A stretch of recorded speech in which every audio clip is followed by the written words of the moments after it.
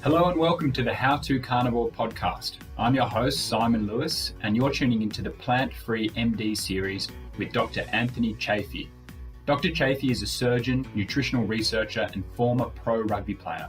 He's been strict carnivore for 3 years and an on and off carnivore for more than 20. Dr. Chaffee looks and feels like a real-life superhero. If losing fat, building muscle, finding focus, and getting the most out of life is important to you, you're going to love the Plant-Free MD series.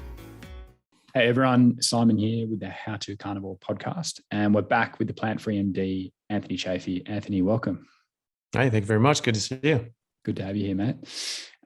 Topic today is all about inflammation, and in particular, pain in your body. So we're talking arthritis, knee pain, back pain, neck pain, all the stuff that a lot of people, I'd almost say most people, deal with every single day. Anthony, do you want to start off by explaining sort of the root cause of a lot of these joint pains? Yeah, so commonly we get pain in our joints because of arthritis and damage to the cartilage, which then wears down to the bone. The bone has a lot of nerve endings, and they can be quite painful. So once these start rubbing together, you're getting a lot of pain. The cartilage doesn't have any nerves to speak of, so you don't feel anything there. So it's when they wear through that you start to have a problem. But at the same time, your experience of pain is going to be worsened or lessened depending on what you eat and what you have in your body. If you have a lot of inflammation and things that you're eating or things that you're doing are building up different inflammatory factors in your body, they will sort of latch onto these areas of damage and they will exacerbate that pain. So if you have arthritis in your knees, which I have on my patellas, because of just years of kickboxing since I was a kid, doing knee strikes, that just damages the cartilage. I didn't know that at the time, but that's what happened. The rest of the knee is perfect. All of my other joints are perfect, but there's just that one area and it's worn away, and that causes a problem. When I was eating sort of a normal diet, that was fairly painful. Now it's not really painful at all, and it's actually worse because it's broken down more since then. You'll see different arthritis patients and arthritis sufferers who end up getting joint replacements or needing joint replacements. And then all of a sudden they switch their diet, they go on a carnivore diet or even a ketogenic diet, and they remove so much of this inflammation, and they are eating more healthful foods such as fatty meats, that they reduce their inflammation, they reduce their pain, and all of a sudden they don't need any surgeries anymore. Dr. Shawn Baker, he found this out in his practice. He was keto at the time, and he was encouraging people to get on this diet, and they were all of a sudden didn't need joint replacements, didn't need shoulder replacements. Maybe they replaced one and they were planning to do the other, and then all of a sudden they said, actually I don't need that. How good is that? Yeah. And in true selfish fashion, the hospital group that he worked with got really upset at him because surgeries pay the bills. And so, he's bringing in office visits and he's actually curing people, like a doctor. Not allowed. Yeah. And, but he's not doing it with surgery, and he's helping people avoid surgery, which really is what you're supposed to do. But that's not what brought in the money. So they actually had a big problem with him. So, this works. And I've certainly seen this in my own practice, neurosurgery, people having, very bad back pain, which you really can't do much for except under particular circumstances for back pain. There's not really many spinal surgeries that help pain. Most of the time it's musculoskeletal. You get, just weakening of the muscles, and you can't support these joints properly. You just get backaches and you get bad posture that exacerbates it. You get arthritis in the joints, and there's not really much you can do for that. We don't have good treatments for that yet from a surgical perspective. So, people come horrible back pain, and, we don't really have any surgical options for them, or they have bad back pain and they have bad shooting nerve pain called radiculopathy down one or both of their legs from pinched nerves. Well, doing surgery on that area can fix the pinched nerve, but it's going to make the back pain worse, because now we're destabilizing that. We're cutting through tissue. We're separating the muscles from the bone. We're removing bone. And, you already had a sore back because it wasn't strong enough to support it and had a lot of inflammation. And now it's even worse because now it's damaged tissue. So you fix that one problem and you worsen another problem sometimes. But when you reduce the inflammation in these patients, quite often they don't even need surgery in the first place. And my back pain is worlds better. I had horrible back pain since I was about 15. Now I don't really have much to speak of. It's just a bit of an annoyance every now and then. But as long as I'm not eating anything stupid or nothing slips in when I'm eating, I mostly don't notice it. I mean, I've experienced the same thing. Like when I will slip up, have a big weekend or whatever, I notice straight away in the morning that my Achilles are really painful, and knees, and then like an aching back, and I know I can get rid of it by reducing that inflammation. So I can actually feel and pretty much see the inflammation in my body. But what's the process that's going on when you're eating processed foods or seed oils or whatever? What is actually happening in the body to cause inflammation? Yeah. So there are a lot of different things that can cause that. But to give a specific example, or a particular example, we have inflammation. This is a general term. That's a blanket term for a lot of different things. But how do we combat this? We take anti-inflammatories, right? So non-steroidal anti-inflammatories or steroidal anti-inflammatories like prednisone, prednisolone. Those work. And if you have, you get a cortisone injection in your shoulder, like you don't have pain anymore. It just calms all that down because it just stops the inflammation. The non-steroidal anti-inflammatories, these work on different factors that cause inflammation and cause an exacerbation of this sensation of pain. Well, a lot of those molecules that anti-inflammatories, such as selective COX inhibitors, such as Celebrex or even aspirin and ibuprofen, they work on the downstream finished products of omega-6 fatty acids and omega-6. Yeah, so omega-6s and omega-3s are nearly identical molecules. They just have just a subtle difference in the shape, and they go down different biochemical pathways and then become different molecules at the end. And you need these things. You need both of them, but you don't need as much omega-6s as we're getting in our diet. And the final product of that is what these anti-inflammatories work on. So it's just something to think about. You're taking anti-inflammatories to stuff these guys down. And when you're eating things with omega-6s, you're bolstering up that number. That's really interesting. So the way these anti-inflams work is they're taking out the omega-6. Well, the finished product. The finished product of the omega-6, and they do other things as well, but that's a specific example. Right. Okay. There are other things that cause inflammation. There are other things that cause oxidative stress, and other harm in your body that could manifest as inflammation and pain. But it's that's just one example of that. So seed oils come to mind because a lot of people talk about, seed oils have a lot of it, very high in omega-6 that can cause oxidation and then inflammation.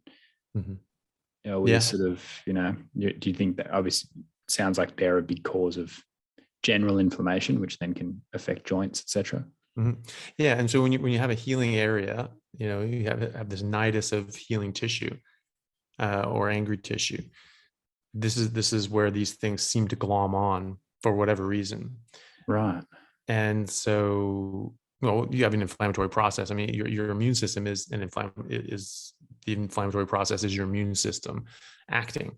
And so when you have a healing process, your immune system is going in there to try to heal this. So it's causing inflammation. There's healthy inflammation. There's very healthy inflammation. We don't heal without inflammation. And so, but you can have pathological inflammation. You have too much and it's causing a problem. It's causing strain. It can cause pain. And so these things come in, all these factors come in, and there's just, an abundance of them and the wrong types. And you feel a lot more pain. You experience more pain and more swelling and more stiffness. And so when we work out and we exercise, we get little muscle tears and breakdown of our muscle fibers, and then that's healing. And so we bring in these inflammatory factors to heal these muscles. And because we're bringing in too much, or too much of the wrong kind of inflammatory factor, it hurts. And so when you don't eat that stuff, you don't have that in your body in the first place. And so people are finding fibromyalgia is one. Fibromyalgia is it's basically a diagnosis of exclusion. You've exhausted all of the other possibilities that it could be, and the doctor just basically put his hands up going like, I have no idea why you're in pain, but I believe you're in pain, so we're going to call it fibromyalgia. That's basically what fibromyalgia is. We don't really know what it is. We don't really know what causes it. We don't really know why some people experience it and others don't. And what is it? It's just a pain syndrome. It's just you just hurt.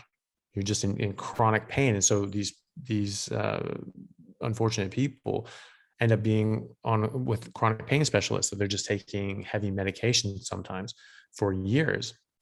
And it's not a specific injury that they've had, like they were in an accident and they broke their back and they're just in horrible pain from that for the rest of their life.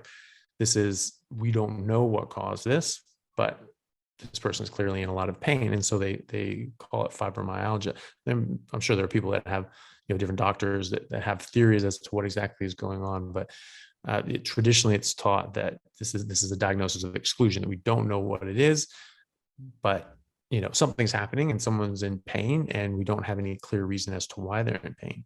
However, I've been getting copious amounts of messages from people, saying that, they don't have joint pain, they don't have soreness. Obviously, they're autoimmune issues, which is, an inappropriate pathological inflammatory response that these just melt away. They just go away. On carnivore. I've yet to see any autoimmune disease that does not just melt away within, say 3 to 6 months on a pure carnivore diet, just pure meat and water, especially red meat and water. Yeah. So this is significantly altering the inflammatory processes in your body. Dude, I saw a great post. You might have seen it as well. Mikhaila Peterson put up, I think she put it up yesterday. And it was like a short snippet of her talking to the camera. And she said the one thing that she hopes sort of, in her lifetime that she sees is that people with autoimmune issues and diseases like she had are initially treated with nutrition and diet, particularly children.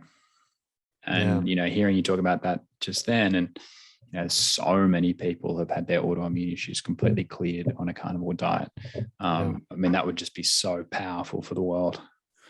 Yeah, absolutely. I mean, that could go away next month. I mean, that would be, you could actually get people to the point. Anyone who goes on a pure meat and water diet with whatever autoimmune issue. I mean, I would be interested to see if one didn't respond like this, but I've yet to see an autoimmune disease that does not respond extremely well to a meat and water only diet.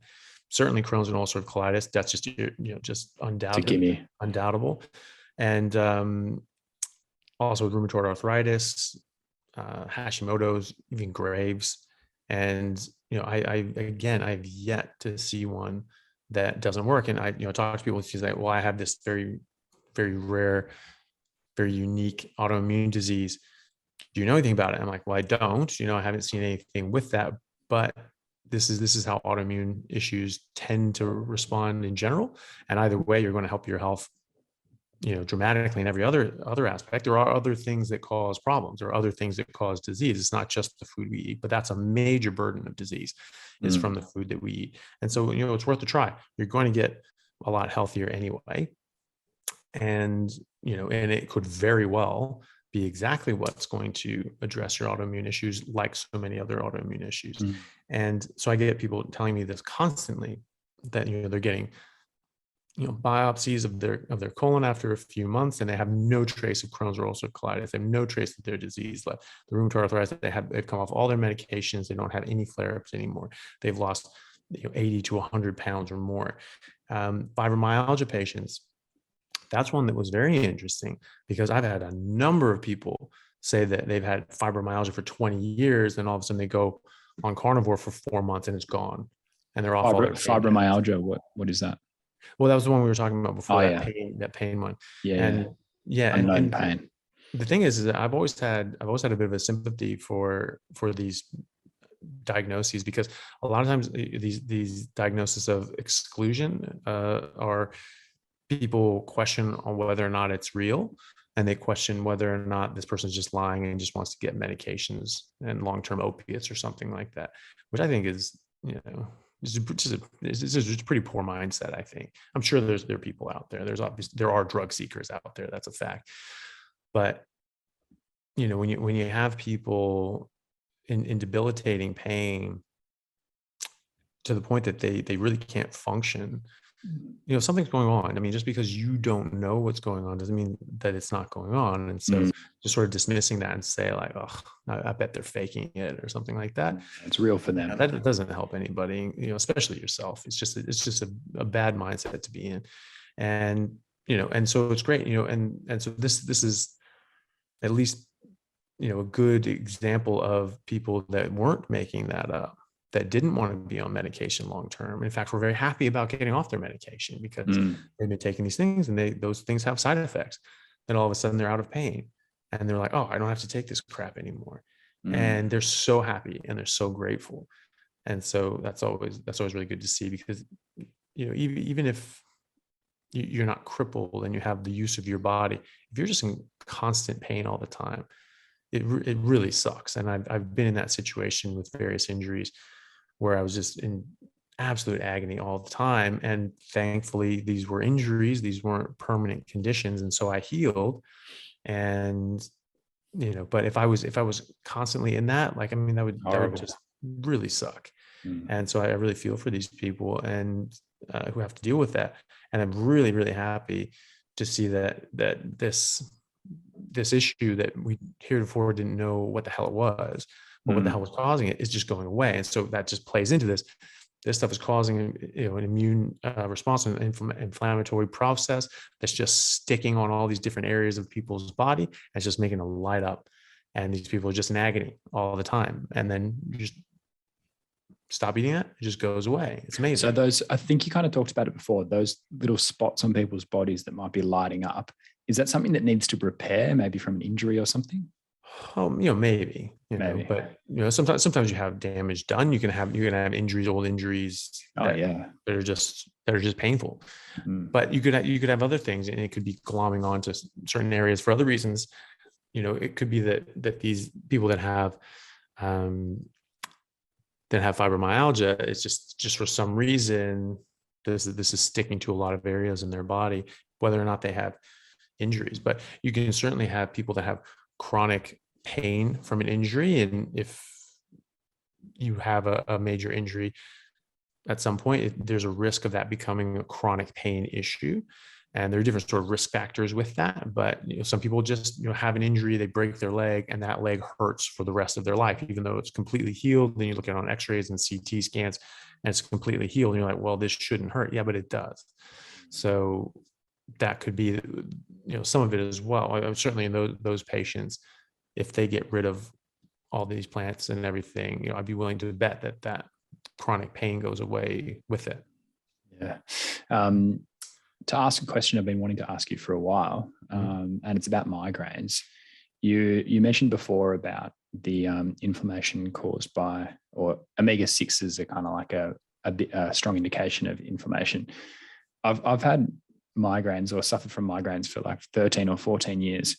So pretty much half my life. And I never knew what it was. And I would always sort of track back, okay, what did I eat? I always thought it was something to do with food.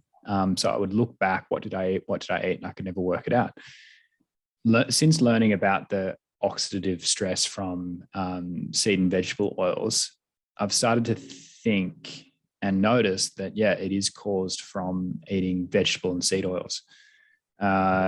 Particularly as they will often be triggered if I go to like an Asian restaurant, for example, went out for Thai food and mainly ate meat, but clearly some of the meat was cooked in really cheap vegetable oils, because the next morning I woke up and I was like, oh fuck, here we go. And then just to add one point to that, what I did was I loaded up on as much omega-3 as I could. This was just sort of me self-diagnosing. I'm not sure if it worked, but I went and ate a heap of eggs. Have you got any thoughts on migraines and omega-6? Well, just migraines and diet in general, certainly there are very, very strong links. There were studies going back, I don't know, 90 years, 100 years, something like that, like the 1920s, that had used the ketogenic diet to, dramatically improve people's lot. And there was a study where they sort of went through and they did an experiment where they sort of changed these people's diet, specifically, from a standard Western diet, which is very different than today. It wasn't nearly as many carbohydrates or vegetables. It was still mostly meat. And then they just dropped the carbohydrates and just eating the meat and vegetables or whatever, but probably, primarily meat. And 90% of migraine sufferers in this study had complete resolution of their migraines, and the remaining 10% had a significant improvement.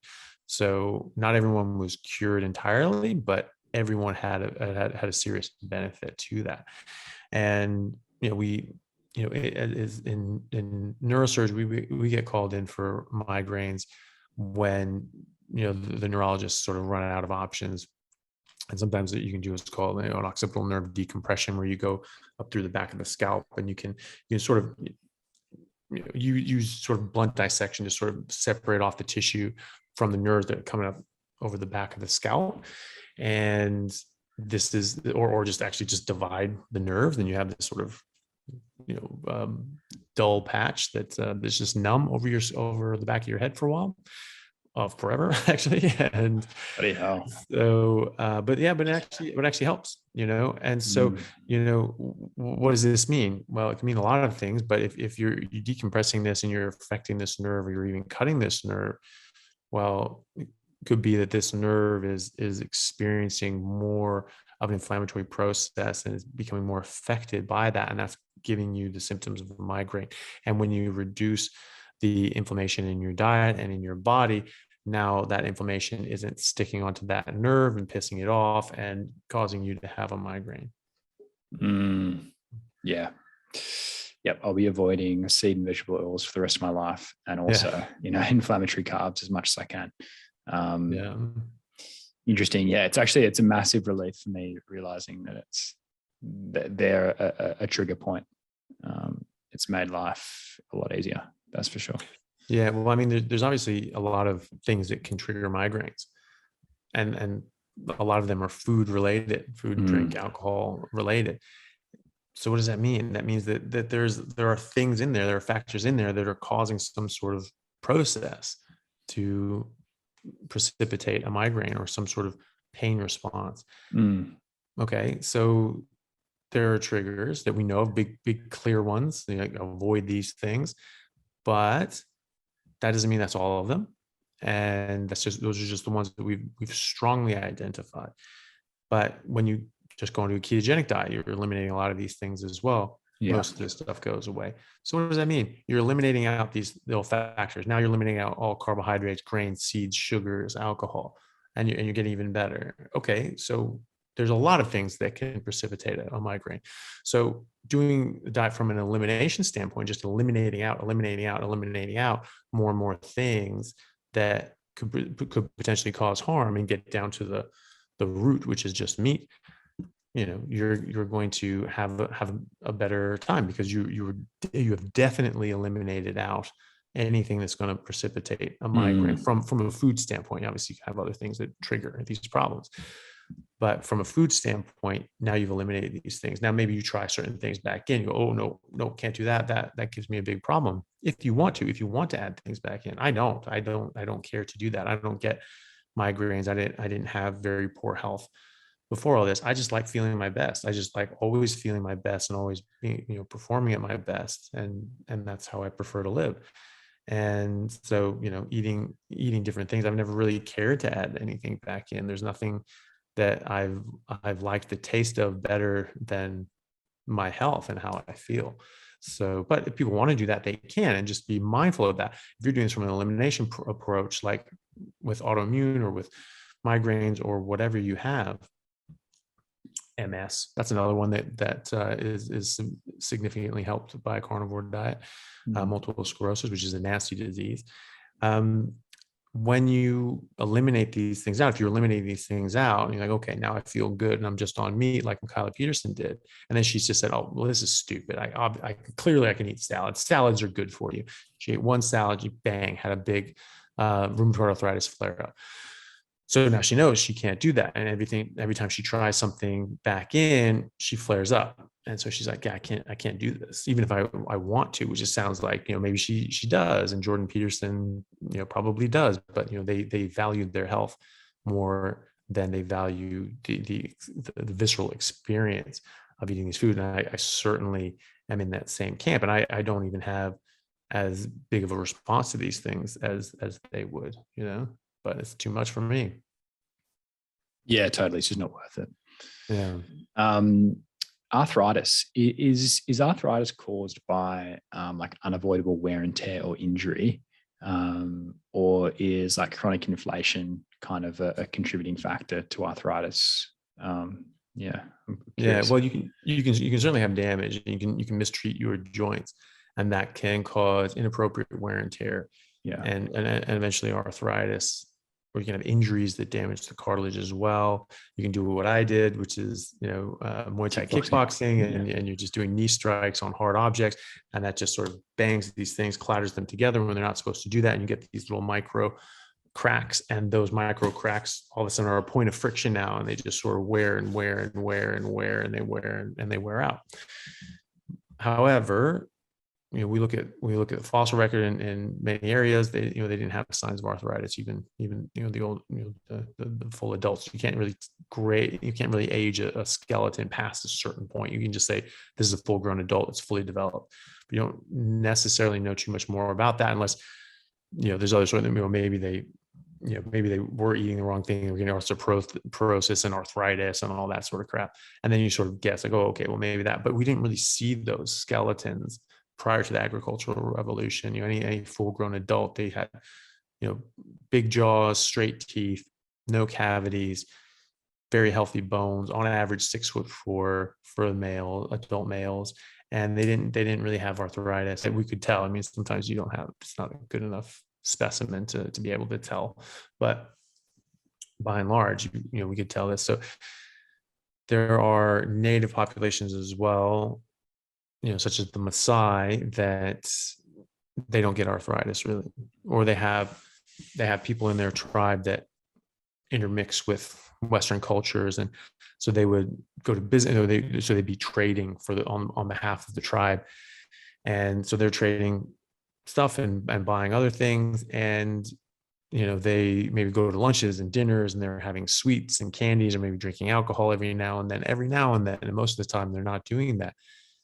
They're the ones that get arthritis. They're the ones who get sick. I mean, these are sort of anecdotal, just stories that these guys tell, but it's interesting. And they talk about how, like, one guy in particular, I was reading an article that this guy, who Maasai, tribesman, was talking about. And he's like, yeah, when you don't eat just meat and blood and milk, now you get problems. He said his dad was one of these traders that went in and traded with people and ate sweets and ate whatever, and he developed arthritis when he was really young, like in his 80s, and he was in a lot of pain, and he died young, like he died very early, like in his 90s or whatever, and he suffered with arthritis and pains in his joints. He said that that's not normal. Normally that doesn't happen.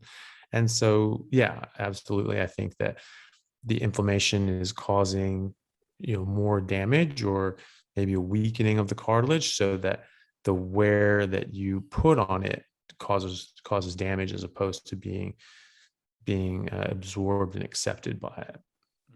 Yeah, totally. Okay, thanks for that.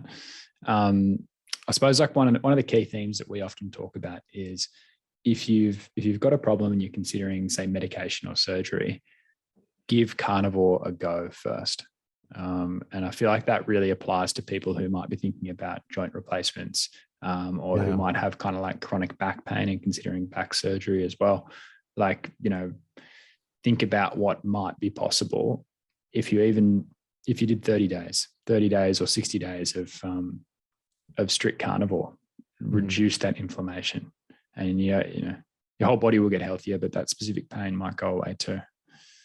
Yeah, absolutely. And I have seen it firsthand in myself and in my family members, like my mom, who had both her knees replaced. They moved houses from my childhood home that they were in for 25 years to a house that didn't have stairs. So she didn't have to go up and down stairs because she just couldn't hack it. And then she got her knees replaced. And she was thinking about getting her hips done after this. And her hands were very, very painful. She loved reading books. She just reads all the time. But her hands hurt so much she can't really hold the book and hold the pages and turn them. So now she uses a Kindle. She has to. And her hands are actually, you can see the effects on the joints. They're causing visible damage to the joints. Now she doesn't even need to take ibuprofen. She's not in any pain, really, not to speak of, not that limits her. And so, and before her hands were just, getting to the point of being crippled and causing so much pain. Now she just uses them. They're just normal hands, and she doesn't have any hip pain. She doesn't have any back pain. Mate, that's fantastic. Yeah. And I have certainly get tons and tons and tons of people telling me that this is their experience as well. And it certainly makes sense because you're reducing the inflammation, you're reducing the pain, you're reducing the inappropriate responses from your immune system when you eat properly. And I should say just really quickly that while this eating naturally can prevent arthritis, it's likely that it can't reverse it. We don't have any proof one way or the other, but cartilage is avascular. It doesn't really have a blood supply. So it can't repair itself. No, probably not. No, I wish it could because I could use that for mine, but no, it's very unlikely that this stuff is going to grow back. Once it starts to break down, it has a rough surface. It's really just going to keep getting broken down. It's going to keep breaking down and keep going in that direction. It's almost certainly not going to repair. Now they're doing other things with different sorts of glues and patches or articular cartilage surface replacements, or they're trying things with stem cells, which don't have any evidence for one way or the other yet. They just don't have evidence yet, and they're charging an arm and a leg for it. But the evidence just isn't there yet. Okay. Maybe it'll come. It's very promising, and as soon as that you get a big study showing this well designed and showing good results, like I'm going in to try it. But at the moment, it's just it's not really.